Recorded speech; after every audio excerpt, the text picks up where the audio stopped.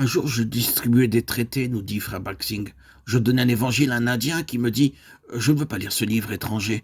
Je répondis « Vous appelez ce livre un livre étranger? Mais qu'en est-il de votre cigarette ?»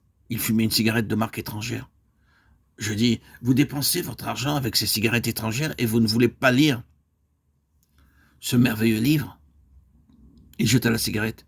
Je dis « Puisque le livre n'est pas dans vos mains, que maintenant vos mains sont libres, achetez le livre et vous serez abondamment bénis. » Une autre fois, voyageant en train, je rencontrais un homme, je commençais à lui donner mon témoignage. Alors qu'il pénétrait dans le compartiment, il m'avait offert un cigare que je refusais poliment.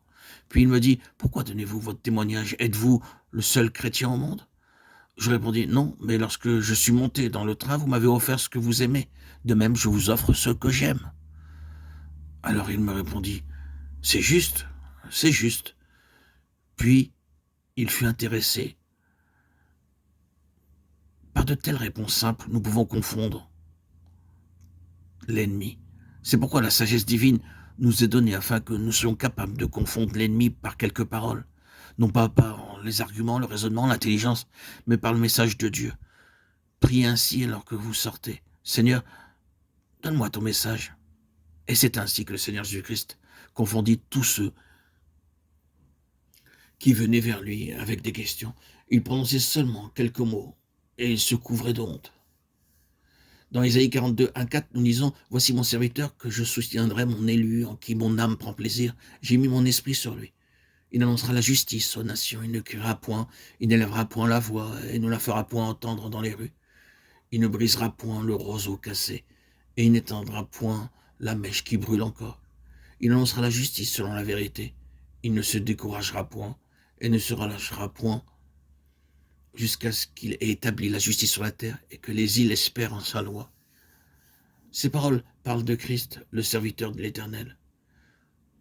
Sans aucune arme mondaine, il a établi son royaume, non pas par la lutte, ni en criant. Voyez le verset 2. Il ne criera point, il n'élèvera point la voix, il ne la fera point entendre dans les rues. Par l'amour, la bonté et la vérité, Jésus a gagné le monde, non par des armes mondaines, comme le déclare Jean 12, 32. Et moi, quand j'aurai été élevé de la terre, j'attirerai tous les hommes à moi.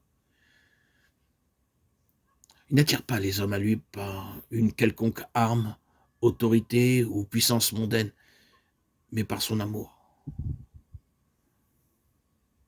Lorsque les gens commenceront à voir comment il est mort pour leurs péchés, à leur place, ce message les attirera vers lui.